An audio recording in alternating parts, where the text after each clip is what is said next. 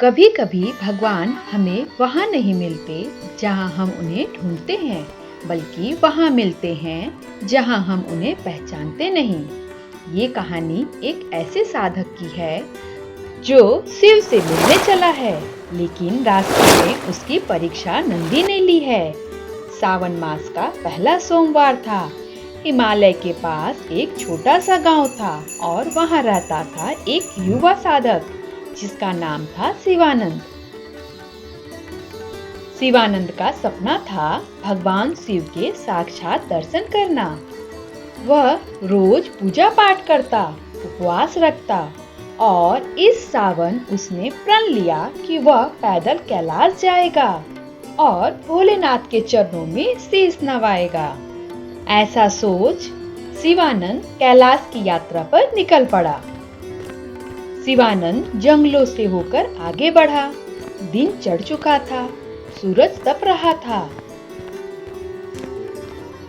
तभी उसे एक बूढ़ी माँ दिखाई दी जो कांप रही थी एक टूटी झोपड़ी के सामने। माँ बोली, बेटा, मेरी झोपड़ी में आग लग गई है, मेरी गाय भी भाग गई है, जरा मेरी मदद कर दो। शिवानंद ने उनकी बातें सुनी और फिर बोला, माफ करना माँ, लेकिन मैं शिव के दर्शन के लिए निकला हूँ, देर हो जाएगी। बूढ़ी माँ ने बस एक ही बात कही, जिसके पास दया नहीं उसके पास शिव ही नहीं आते। शिवानंद का मन थोड़ा विचलित तो हुआ, लेकिन वह आगे बढ़ गया। कुछ ही दूरी पर उसे एक व्यक्ति दिखाई दिया जिसको सांप ने काट दिया था। वह दर्द से तड़प रहा था। उसकी आंखें मदद की भीख मांग रही थी। लेकिन शिवानंद सोचने लगा, अगर मैं यहाँ रुका तो कैलाश कैसे पहुँचूंगा, और वह उस तरफ से ध्यान हटाकर आगे की ओर बढ़ गया। घंटों बर्फीली पहाड़ों के बीच चलने के बाद शिवानंद को एक गुफा दिखी।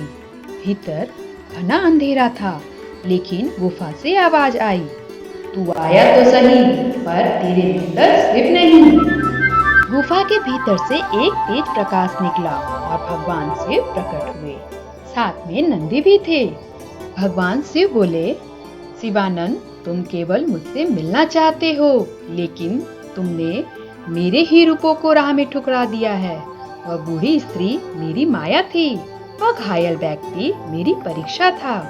जो सेवा नहीं कर सका वह भक्ति क्या करेगा। शिवानंद फूट फूट कर रो पड़ा।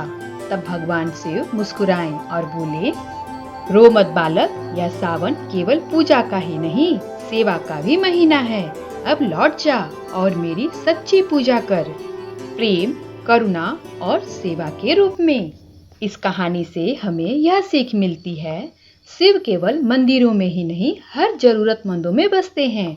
भक्ति का अर्थ सेवा, त्याग और करुणा है। Please like, share and subscribe. मिलते हैं नेक्स्ट स्टोरी में।